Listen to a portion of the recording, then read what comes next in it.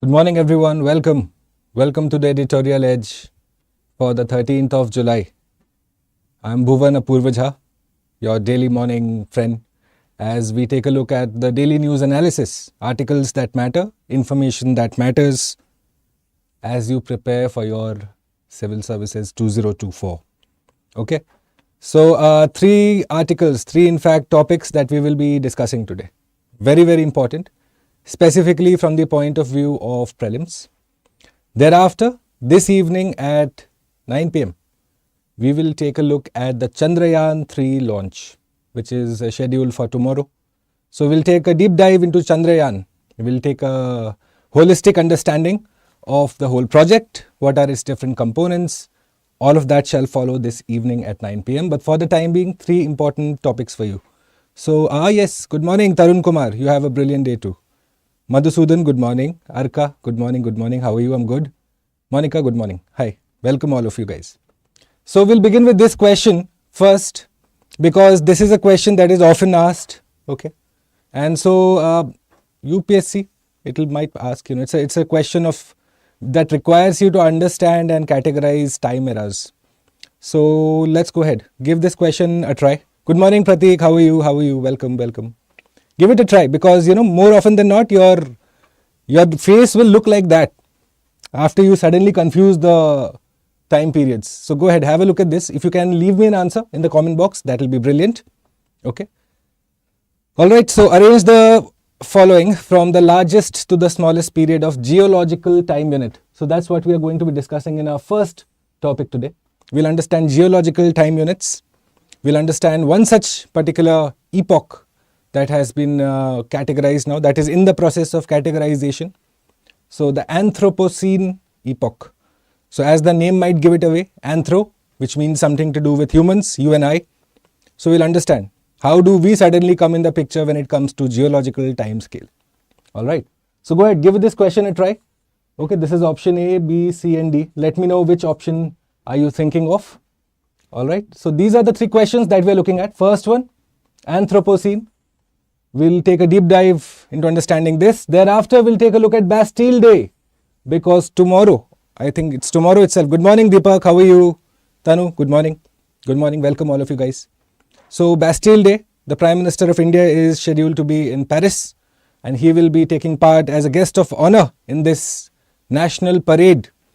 You had the French army also march on the then Rajpath, now Kartavya Path, a few years ago on a Republic Day. So now this honor, this gesture is being reciprocated by the French. And so ahead of what is an incredibly important trip, the foreign policy and the international relation aspect of that we will deal with in a particular scenario. Pratik, you have a question? Yes, Pratik, I checked on it. Yes, in fact, I had to address it. So yesterday is good. Thanks for reminding me, Pratik. Thanks for reminding me. So in yesterday's discussion, we were discussing one question as to which population group is at the most risk from road accidents. So I went through the whole slide again. I went through the whole website again. And I can tell you that 18 to 25 is the second position. All right. The 25 to 35 is the first position. Okay. This age group is at most risk. So I stand corrected. Good morning, Bipen. How are you? All right. And that is primarily because you find more number of riders and drivers in this age group. And however, the second position is taken by this age group, again, because of the inexperience and the lack of awareness generally, okay? Lack of enforcement too. So we had discussed that in yesterday's class. Thanks for reminding me again, Pratik. So coming back to today's lecture again. So Bastille Day, we'll take a look at what was Bastille Day, how is it related to French Revolution, and three particular concepts, liberty, equality, fraternity, justice, that you must always have read or you would have read in your preamble. So we'll take a look how much of that do you understand in detail. Okay. And finally, we'll take a look at the multi-dimensional poverty index that was released yesterday, day before yesterday in fact. So I thought it's most important that we should just quickly revise it. What is the MPI? And then I have a very good homework for you related to MPI. So we'll do that. All right. So let's jump into it. I haven't gotten any answers for this yet, by the way. Is that such a difficult question? Is it really that a difficult question? Huh? Leave me some answers. Let's see how that goes. Okay? All right. So the question that we're looking to address First, the Anthropocene. So first the question is, has humankind transformed the planet so much that we have plunged it into a new interval of geologic time or geological time? You know, that we are of the many species on this earth, yet when you compare, say, the impact of a species in the degradation of the planet, I think we are rank 1 by far.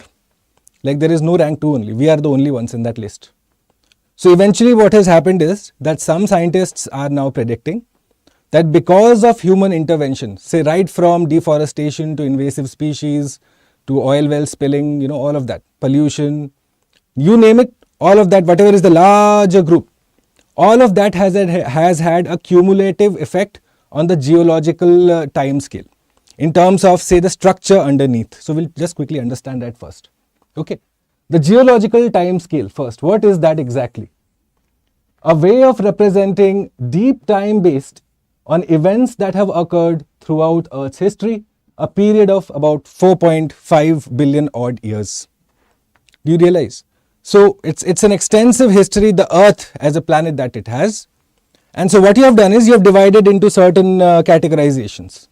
Okay, and these categorizations are determined on a set of large benchmarks or guidelines. Okay, so we'll understand those categorizations too. Okay, good morning Rian, welcome guys. So the GTS, a representation of time based on Earth's rock record. Okay, so you look at the rock age and then you figure out, okay, this is, say, you carbon date it or you study it, analyze it, and then you understand it, okay, say certain period of years ago, this is what would have happened. You postulate, you arrive at certain inferences. Okay, like the trees have rings, no? So you can tell the age of the particular tree. Similarly, rocks, you are looking to study them in detail through carbon dating, to analyze, say, when was this rock formed. Okay, so a method of chronological dating that relates strata to time aims to determine the age of rocks. Because if you understand the age of rocks, you understand its formation, you understand the history, you understand the past of the earth. And especially when you are looking at to understand what? 4.54 billion years of history, right? So if you look at how the evolutionary clock goes now, you know, so one might realize that, well, we are the most recent species to have come on this earth. You realize?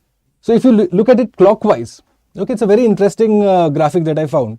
So if you just look at it clockwise, okay, so if the clock started from here on, first came the fish, then the land plants, then insects, amphibians, birds, reptiles, dinosaurs, mammals came around the 40-minute mark, and we came just a minute before midnight. 11:59 we arrived. We are the most recent species.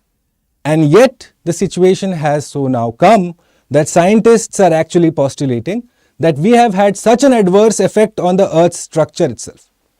The Earth's survivability is what they're hinting at. All right. So we'll quickly go forward and understand this. A question that I had asked and to which I did not get any answer. I'm not surprised because this is a question that actually it asks you to understand age. Okay. So eons is the largest one that you're looking at, right? And the last one that you're looking at here is age. So you have ice age, right? Ice age, the nearest one, the smallest time period that you're looking at. The biggest one is eon, followed by era, end of an era. Remember? Okay. Period, then epoch, and then age. Make a note of this, especially from the prelims or any other example perspective. Monica, is carbon dating only for rock or for all organic matter? For all matter, including rocks. Okay. But it needs to have carbon in it, no? That's the essential point of it. Okay. And most of the living or at least fossilized, all of them have carbon in it. And Yesta, thanks for your message. Most appreciated. Deepak, yes, okay, fine. So you understand, make a note of this from the pre-perspective, guys, or just any other examination. You will find this is like a favorite MCQ. Okay, favorite MCQ. All right. So now how are you going to do this categorization? Okay, that figure out. So you look at this categorization first. So you have, say, these particular ages that are there, all of these particular ages. So how are you categorizing them? You know, how are you doing that? What's the particular criteria? Look at this. First occurrence of a species if a new species of importance so occurs. And in which form? Okay. All biological forms are included in this, plants, animals, and what do you look at? The first of the first. What does it mean? It does not mean that it's in its most evolved form. It means its most primary form. Okay. The first oxygen breathing organism, the first seed producing plant. So it's not you're not going to look at say new species of tiger came, so you're going to make a new era. No. What you're going to do is the first of its kind, So the first plant that would have come up, that whole germination process happening. Yeah. The first mammal, germination, the whole zygote formation happening. Do you realize that? Okay. We'll discuss Pratik. Just give me a minute. Then you also look at species that go extinct. Example, dinosaurs. Okay. Good morning, Bhaskar. How are you? So mass extinction events such as that of dinosaurs, the Cretaceous Paleogene extinction event. So dinosaurs went extinct, which means you need to create another era for it, another time period for it. So whenever you have a key species that suddenly vanishes, now that could be because of n number of reasons. Maybe because say we killed it. You had the dodo that died, we killed it. Okay. You had dinosaurs that we didn't kill, but say there are many theories that are postulated. One of them is that a large meteor came, hit, and then there was large scale destruction and the dinosaurs died. There are many other say such theories put forward. But then the extinction of that particular species is considered to be of some importance, which is why you categorize it. Alright. You are looking at major worldwide climate shifts, such as during Ice Age. We are in fact in the 6th Ice Age now, I believe. Okay. We are in the 6th Ice Age. Supercontinental formation and breakup, say Pangea and the whole destruction of it, the breakup of it, another particular point that you look at. Okay. Catastrophic events such as a meteor hitting or a particular, some extra thing happening, like one of these Bollywood, Hollywood movies they show, something of that sort happening, which completely changes the face of the earth or has catastrophic consequences. You are going to categorize it. And global magnetic polarity shifts. You must be knowing about it, that the earth's polarity keeps shifting. The north becomes south, the south becomes north, and when this happens, major consequences follow. So once again, if that happens, it becomes a part of a particular time period. Alright, let's go forward. So now we come to the Anthropocene. Now the class for you, which is again important for you to know, guys. Please make a note of this. Okay. As the name gives it away, anthro is to do with humans. Scene is to do with the time period. So human induced time period. Alright. So in this lake, what you have had is Crawford Lake. Make a note of the lake too. The Crawford Lake in Ontario, Canada. Ontario, Canada. Okay. So scientists have gone there. They conducted some research. And now what has been decided is that in the Crawford Lake, calcium and carbonate ions, one second. Okay. Calcium and carbonate ions from the surrounding rocks combine and crystallize into small calcite crystals. Basically, scientists have chosen this lake as the site for their Anthropocene studies. Okay. That they are going ahead and conducting research here. They had in fact a total of 11 different sites that they had chosen. Finally, scientists decided on this particular site. And why did they choose this Crawford Lake in Ontario, Canada? Because in this lake, calcium and carbonate ions from the surrounding areas of the lake. So you have the lake here. So calcium and carbonate ions are going inside the lake, alright, dissolving in the lake, going to the bottom and forming a white sheet. You see, this is white in color. And this is happening almost every year. Do you realize the implications of this? A lake that has been there for a long time goes through this process on a yearly basis, which means you have evidence of the strata that is being formed, the life of the lake, right? So that's what they have tried to do. When the water is warm, these things go inside and crystallize into calcite crystals. These crystals sink and form a distinct white layer and the lake bottom each summer. Are you able to understand this, guys? So this enables the researchers with a precise chronological marker that you are able to go and look at the whole structures that have been formed since so many thousand years. Do you realize the implications of this? And these are very thin layers, don't consider them to be like very big structures. These are very thin layers that are formed at the bottom of the lake. So you are just going to get like a cross section of it and study it, analyze it. Okay. So the Anthropocene working group proposed that the new era, so Anthropocene term in fact has been christened by this gentleman, Paul Crutzen, and he says that the Anthropocene started just after World War, which means that era of industrialization where we suddenly went ahead and had, say, the boom happening, that suddenly there was this massive resource exploitation that went on. Now this is again disputed, okay.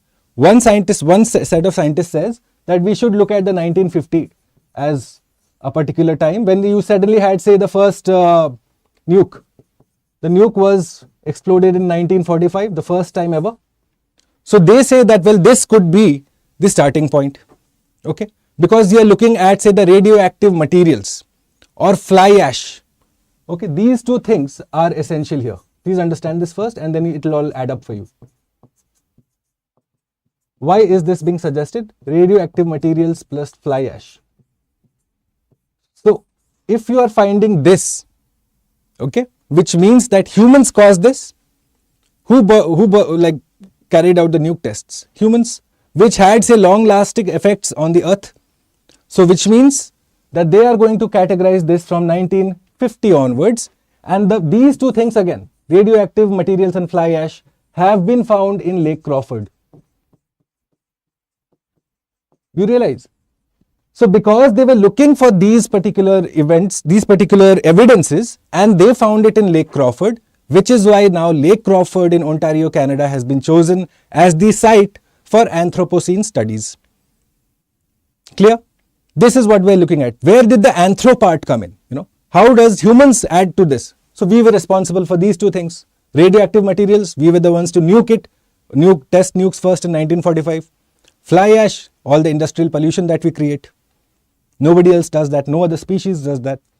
So these two evidences are key if you want to determine Anthropocene, the evidences of which have been found in Lake Ontario, Canada.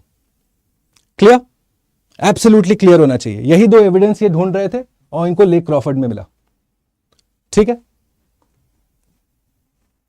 All right. Okay. So let's look at the question again then. Can you tell me the answer to this now? Straightforward question. Let me know the answer to this while I sip a glass or a sip of water. Sorry.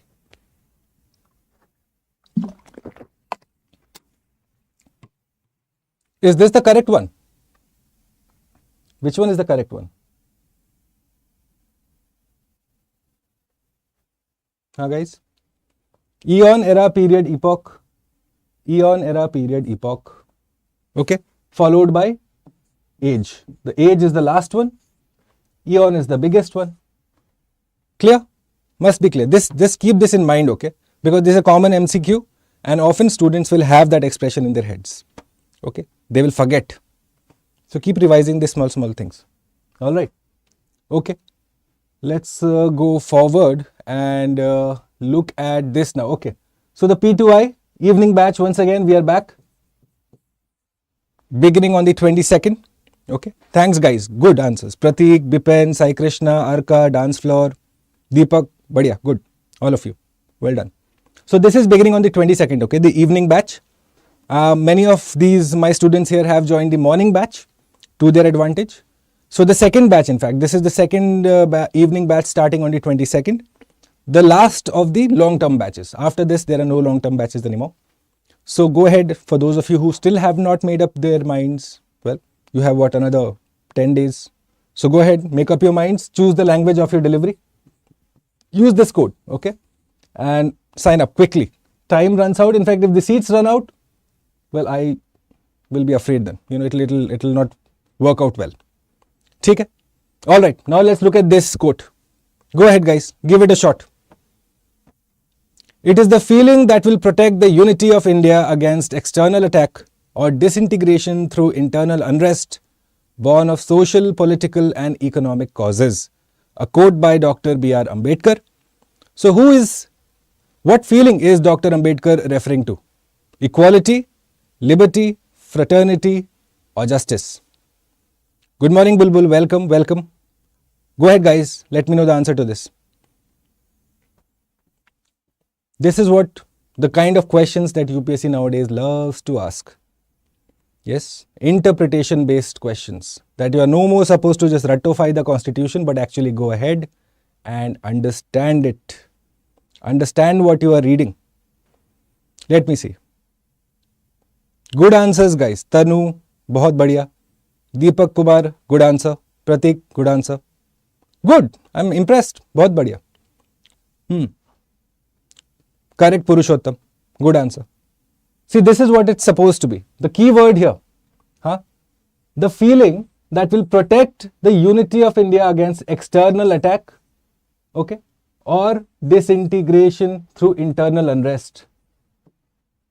If you are facing problems in life, how do you stand up to them? Collectively. Collectively. Which is what Dr. Ambedkar is hinting at. That you have that feeling of brotherhood whenever you are faced with such a problem, either external or internal. Brotherhood equates to fraternity. Good answers, all those of you. Excellent. Impressed. Thumbs up from my side. Purushottam, Bulbul also, very nice. Lekam, Dance Floor, Deepak, Arka, Monica Thakur. Good answer, guys. Let's go forward then. So let's understand Bastille Day. Tomorrow, the 14th of July, to be held in France, Paris. The Champs-Élysées is how they say it. Okay. So PM will attend Bastille Day as a guest of honor at the iconic Champs-Élysées. I don't know how to say it, but okay, fine. So the Indian Air Forces, well, our pride, Rafales will also be there, and it will witness a 269-member tri-services contingent. Okay. Just a few years ago, you had the French contingent march on Kartavya Path, and now you have the Indian Army. In fact, a tri-services contingent going there. Okay. And they will be marching alongside their French partners. You also have the Indian Navy's destroyer that is there, parked, which will also take part in the parade. Okay, it will at least be there. It will not be there on the parade route, but it's a part of the whole process. And so this comes 25 years of Indo-French partnership. Okay, we are completing 25 years this year. All right. So now, let's go forward. What exactly is Bastille Day? Okay, the National Day of France tomorrow. Please understand the India-France IR concept, na guys. The whole IR outlook. So how did this relationship start? What were the problems? Okay, how did it say evolve over time to now what it has become like a very strong partnership? Given that you look at say how France backs India, India backs France. There's a lot of congruence of interests as well as strategy. Okay. So we'll take a deep dive into that in tomorrow's class. The whole India-France IR concept. But today we'll just take a look at Bastille Day. Okay. So Bastille was a fortress prison located in central Paris. First things first, let's forget this Bastille Day. I'll tell you the whole concept of it so that you understand it for life. Okay. In France, what they had was a pyramid system. Simple. First, you had the first estate. Okay. These names asked often by the examination. Then you had the second estate. Okay. Then you had the third estate. And at the top of this pyramid was the crown. The king, the queen, whoever. Okay. Not important for us to remember names. Understand how the categorization was. Now, the first estate was the clergy, which means those who were in charge of the religious affairs. Are you able to see this? Which pen should I use? Okay, clergy. Okay, who were in charge of the religious affairs. The second estate was the nobility, the knights. Okay, and then the third estate was common people like you and me. Okay. Now the story you can understand straight away. What happened was that land was used as a source of power. Okay. And how I'll tell you. That is what the whole concept of feudalism is also, guys. Feudalism is what? Using land as a source of power to make sure that you extract from, say, the people below you in this pyramid. Now this pyramid is general, the way how things behave in any feudal society. You'll have a privileged, the less privileged, and someone like the completely downtrodden. Same thing here. So now these were like extracting the most from the third estate. And third estate को बोला जाता था कि will provide you security. Okay, who would provide them security? The knights. Now the knights were given land. The knights would extract money from here, give it to the nobles. The nobles would pass it on to the crown. You see how this whole extraction method was working, and the power source was land. So finally the French had enough of it, because once the third estate rises, then you can't stop it. Okay. Similar, Rian. It's like the same thing. ठीक है. Deepak, I'll have to check up on that. I am not sure. I think it was 17. I'm not sure. I'll have to check up on that. Okay. If someone can just let me know in the chat box which year was France that it got independence. I can't recollect for the life of it. Okay. So you had this particular structure. Fine. So eventually what happened was, one day the third estate got fed up. They were like, बहुत हो गया इन लोगों का, and let's get back at them. So they stormed Bastille. Now Bastille was a fortress prison that was located in central Paris. Now the problem with Bastille was that it was not just a prison, it had also a lot of arms and ammunitions. Plus political prisoners who did not have the right of appeal were also lodged in the Bastille. ठीक है? Do you understand that? Now the problem with this day was the Bastille, the people going and inside the siege. In fact, it's called the liberation of Bastille, the fall of Bastille. So when people went in, this third estate went in with their all mutiny and all soldiers who joined them, all of them went inside. That place had only 7 political prisoners and none of them were significant. Do you realize? So a building that was supposed to be of a lot of significance did not have any significant prisoners, and yet it symbolized something. That power was not taken back. It was taken back by the third estate. Okay. It was a symbol of royal tyranny. See, political prisoners used to be there. Okay. And oppression. Because you had this system in place which was completely exploiting the third estate. There were no civil rights. Okay. They went ahead. Yes, they looted Bastille in fact. They got all the arms, the ammunitions. So much so, this happened in the morning hours. Okay guys. The fall of this fort happened in the morning hours. By evening, the decision was taken that a declaration of man and child would be coming up. It was taken in fact. That suddenly you had the power coming back to the people. Yes, declaration of man and child. Okay, we'll discuss what is this. It's very interesting. It's the beginning of, all this study that we do in politics, in polity. This liberty, equality, fraternity. Thanks, Lekam. Thanks for letting me know. I was getting confused between 1761 or 89, but okay. Okay. So then this came up this very evening. Power was given back. So the fall of Bastille is considered as the beginning of the French Revolution. This period marked the beginning of intense violence and social upheaval. For us, this is the interest bit. Okay, violence का क्या करना है? But social upheaval was what is of interest to us. That no longer was this system desired. This system was not working out for them. So French monarchy was overthrown. Republic was established. So the Republic of France comes in that day. Thousands executed, including King Louis XVI and Queen Mary Antoinette. Complete wipeout, So when the anger of the people, the third estate rose, everything changed overnight. All right, let's go forward. So the fall of the Bastille symbolized the people's victory over the autocratic regime. So you had abolition of feudalism. Like I told you, feudalism is that using land as a power source to establish a particular social structure that is exploitative in nature. Okay, that is completely exploitative. Lack of civil rights, lack of any sort of grievance redressal, nothing is there. Okay. You had the Declaration of the Rights of the Man and the Citizen, where it was said that natural rights are inalienable. All of that was asserted for the first time here. And you see that this becomes sort of the seminal text, the primary text for many such constitutions after that. The first French Republic was established, and the principles of liberty, equality and fraternity goes ahead. Not just Indian constitution in fact. many other constitutions across the whole world.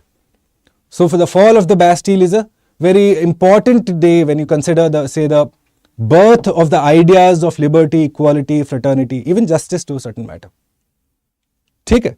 Which is why it's of not just a significant day for, say, India-France relation. Obviously, it's an important day for France, but we have to consider the issue with the day. Okay? So make a note of this, guys. Fall of Bastille is important. And this, okay, yeah. So that brings to end the fall of the Bastille topic. Okay? Hi Navneet. Welcome, welcome guys. Welcome all of you. So now we go on to the third topic, our final topic for this morning, where we discuss multi-dimensional poverty index. Every year students mug up so much regarding this, okay, and for good effect, in fact, because you can use the content here across your GS answers, more so in the essay paper, if you get a topic of your choice. So you are suggested to pay attention here. It's like studying ICDS, you know. These are the topics, if you study in depth, you can never go wrong. What is the full form of ICDS, guys? Some things you really need to, you know, read. Read as much on ICDS that you can. Read as much as on poverty that you can. Agriculture, you know. The more you read on this, the better your hand becomes. Tell me about this, guys. What is the full form of ICDS and MPI? Let me know in the chat. Okay, so this is the question that we are looking to address. The answers for which I will expect. Yesterday's question, I have received some answers. I have responded back to each one of them. Okay. And again, for those who would like to respond, this is my email ID. Reach out to me and I'll be happy to help you with your answer. bhuvan.jha@studyiq.com. bhuvan.jha@studyiq.com. Alright. So, yes, good. Tanu, badhiya. What I will suggest is, all of you, including Tanu, everyone, go ahead and study as much as you can on, say, ICDS, MPI. Don't just keep yourself to say whatever is discussed in the class or say in the newspaper. There are so many tangents to this you can't even imagine. Okay. So go ahead. For starters, answer this question for me today, please. I would expect answers by the evening. Alright. So the multi-dimensional poverty index, well, the report coming out day before yesterday, UNDP and Oxford Poverty and Human Development Initiative, OPHI, these two releasing this particular report, which measures interlinked deprivation in these three sectors: health, education, and standard of living. Okay, these are the three things it looks to study. All right. What does it find? What has it found? 1.1 billion people. So you have the global population is roughly around 6.1 billion people. Okay. So 1.1 out of 6.1. So 18% of the world population are acutely multidimensionally poor, which means they are poor in one or more of these three categories: health, education, standard of living. Okay. Highest, sub-Saharan Africa. You would expect that. Okay. It's again not just poor, it's an area that is marred by violence. All right. And thereafter you look at South Asia. Again, not much of violence, but a lot of population, lack of access, lack of opportunity. So two different types of poverty are existing. One that is, say, it's happening a lot because of, say, the violence involved. Okay. Extreme hunger. You have agricultural impact also that is extreme there. Whereas in India, it is not just, there is no violence, it is just agriculture plus, say, a large population. Two different types of poverty are looking to combat. Okay. Children account for half of the 1.1 billion people, which again is a double-edged sword. Okay. That one, obviously, firstly you are looking at, say, if they are poor, which means there is malnutrition. We have discussed, yes, malnutrition matlab stunting, which means lack of access and opportunity, right? Lack of opportunity, which means once again poverty. You see, this is called cyclical poverty, where poverty breeds poverty because there is no way out of it. It's a trap. So this is the dark side of it, that you have children who are 50% of it. The positive side is that, well, if you take enough efforts right now to address them, at least you can quickly bring 50% out of the population crowd. But for that, you will need to quickly address this. have institutional mechanisms to support children in sub-Saharan Africa and South Asia. Clear? All right. Are you guys understanding this? If you are, go ahead and throw me a like quickly. All right. Throw me a quick like, because you guys forget, and I have a personal aim that I have said. We'll discuss about that at the end of the class. All right. Okay. So the report says, in terms of, say, the India, so the South Asia, that is again, you have just not India, but the other countries. But in terms of India, this is what the report says: 230 million people who are poor, but our progress has substantially increased. Yes, that is a positive that comes out of all this report that you see here. Okay, that among 25 countries, we are the ones that have successfully halved 50% reduction we have done in our MPI index, multi-dimensional poverty index, which means we are doing good work in health, education, and uplifting the standard of living. Now, you have some homework here. When we discuss the sectoral approach of MPI, so the health, how many indicators? Sub-indicators. Education, sub-indicators. Standard of living, sub-indicators. A total of 10 or 11 are there.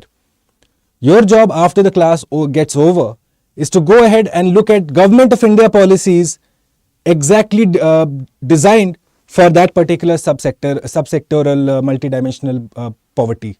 Okay, we'll do that. If you do that, you will see your approach towards this whole concept will change. But that will require just 15 minutes of your hard work. Okay, so India has progressed significantly in all of these indicators: health, education, standard of living.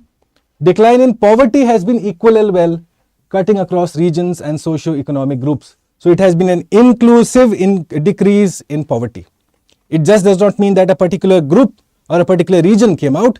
As a whole, we are doing good work, which means our policies are working, which means you ought to study them in detail. All right. Children and people in disadvantaged caste groups had the fastest absolute progress, because again, they were starting from the low. So whatever increase you have, the percentage growth will be higher, base effect. Okay. Happiness index, India is behind. But Pratik, the problem with that is, how do you define happiness? Do you realize that first? It's a vague term. It's a vague index. Yeah, it does not make any sense. These are specific statistic-backed indicators. What is happiness? For some person, say drawing 5 lakh rupees a month may not be happiness enough. Okay, still be unhappy. For someone who is, say, earning 25,000 also, but lives a contented life, is happy. How do you determine who is happy, who is not? You know, that is again a little fast and loose wala index है, उसको उतना ध्यान नहीं देना चाहिए. ठीक है? All right. So these are the ones, guys. The 3 dimensions of poverty. Now what I want you to do is, if you really want to go ahead and master this whole topic, okay, you have the 3 indicators: health, education, and living standard.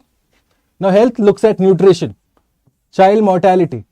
Your job is to go ahead, look at the policy and determine which policy is addressing nutrition here. Say Poshan Abhiyan. Okay. Say for child mortality, Janani Suraksha Yojana. Go ahead and quickly do that linking first. If you do that linking, this topic is set. All right. So education, years of schooling. Go ahead. Tell me which one will be here. School attendance, which policy comes here? Which Government of India policy addresses this? Make this quickly. Cooking fuel के लिए कौन सा policy है? Sanitation के लिए, drinking water के लिए, electricity, housing and assets. Make sure that you note down the individual policies for each one of them. The moment you do that, you're set. Can you do that for me, guys? Let me know in the chat very quickly. Yes, लिखेंगे आप. All right. Nutrition, I told you, no? So you have ICDS for nutrition. Okay. Child mortality, Janani Suraksha Yojana. Okay. Years of schooling, right to education. है कि नहीं? Attendance उसी के अंदर आता है. सर्व शिक्षा अभियान के अंदर आता है. Cooking fuel, उजाला या उज्ज्वला, जल्दी से बताओ. Which one? Do that. If you do this linking, this topic is set for you. Okay. So, multidimensional poverty index first launched in 2010 by UPH and UNDP both. Which office of UNDP does it? The Human Development Report Office. Their only job throughout the whole year is to do this. ठीक है? The MPI monitors deprivation in 10 indicators, the 10 indicators that we discussed. Do that. Okay? The 10 indicators spanning health, education, SOL. ये तो आपको अब याद रहेगा. यही 3 indicators पे हम लोग मेजर करते हैं MPI. Now there are 2 things you need to remember, guys, and that will help you solidify your concepts. One is poverty incidence, the other is poverty intensity. 2 things. Okay, so we'll first discuss incidence and then we'll discuss intensity of poverty, right? So how do you realize a person is multidimensionally poor?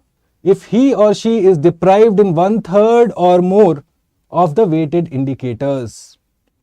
So if 33% of the say 11 indicators or 10 indicators, if you are qualifying, you are multidimensionally poor, which means say you may not have access to schooling, or you may not have access to nutrition, or you may not have access to say sanitation, all of that. If you qualified out of the 10, if you cross 3 or 4, done, you are multidimensionally poor. Okay, तो आप अपने लिए भी ये करना. All right. So the incidence of poverty, ratio of the number of the poor to the total population. So the poor by total population, 1.44 billion. That is called incidence of poverty. Incidence क्या होता है? The tangent, the focus area, which means the head count. How many people are poor? What is the intensity? The average percentage of dimensions in which poor people are deprived. You have the 10 dimensions. How many? The average percentage. So probably in education you get say suppose 40%. Okay. In health you get say suppose 30%. In standard of living you get say suppose 30% again. So the average of that taken is your poverty intensity. ये याद रखेंगे आप examination point of view के लिए. Prelims के लिए तो बहुत भारी इंपॉर्टेंट टॉपिक है ये. Okay, and you can use these freely and I suggest go head and use them freely in your answers.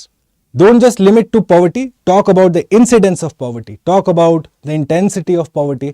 Talk about multi-dimensional poverty. Got it? So, the MPI is calculated as H into A, incidence into intensity. The percentage into the number of people is your multi-dimensional poverty index. Clear? Okay. All right. So this is your homework, guys. You are going to note down all government policies targeting specific areas for reducing MPI. Do this and your multidimensional poverty index is done for life, I can assure you. Okay? उसके बाद आपको कोई भी article कहीं से भी हो, नको tension. All right? Okay. So that brings me to the end. But please, before I go ahead with this whole thing, no, make sure you answer this. It's a very important topic. इसको आप please reply करना मुझे. Poverty includes not just economic deficiency but also social and political exclusion. What is social and political exclusion? Social exclusion is discrimination. Okay. Political exclusion is lack of access to political office or opportunity. Okay. Right? And economic deficiency obviously because it's about money. Okay. Intensity of poverty once more. Okay. Understand this. So you have health, education and standard of living. Okay. Now look at the definition of it and then we'll understand it with a particular example. Okay. Look at the definition यहाँ पे. Average percentage of dimensions in which poor people are deprived. So you have the 3 dimensions, health, education and standard of living. So once you have calculated, okay, suppose individual X, he is found to be say 30% out of 100 when it comes to health access and opportunity. Okay. Suppose, अब वो कैसे करते होंगे? So for example, do you have a toilet at your home?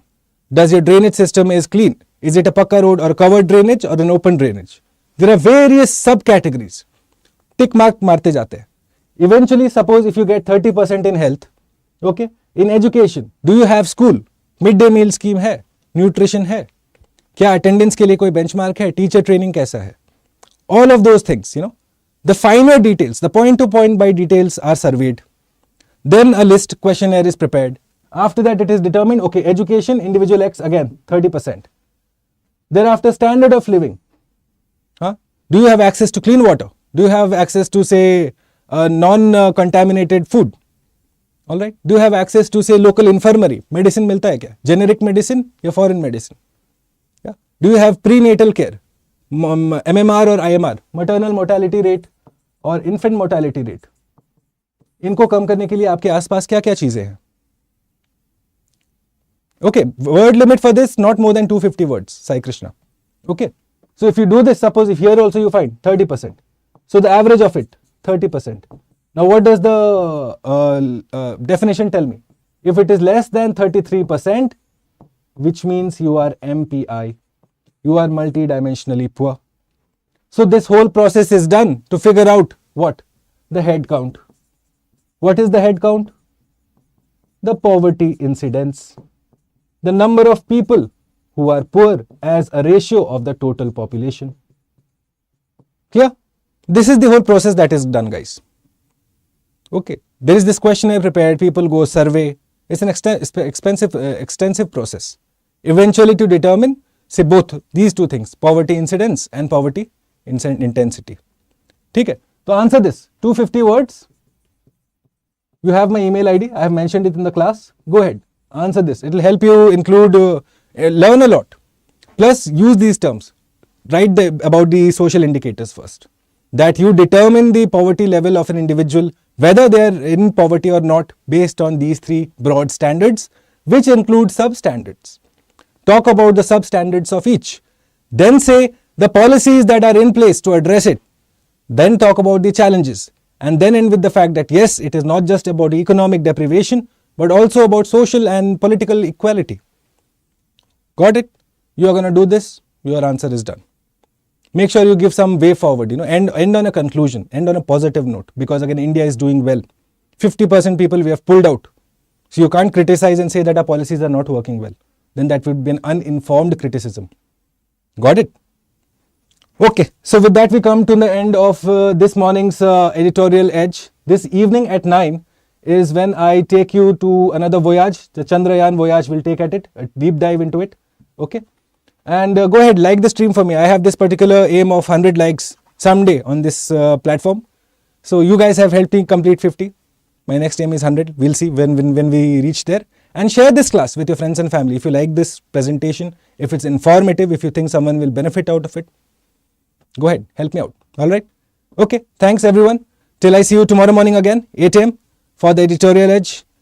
All the best for the day. And tomorrow is the big day, Chandrayaan 3. So make sure that you guys are all excited enough, because I'm really very excited. I don't know. I'm very giddy inside that we'll do well. So which is why this evening at 9 p.m. Look at that video also on Chandrayaan 3. Okay? All the best, guys.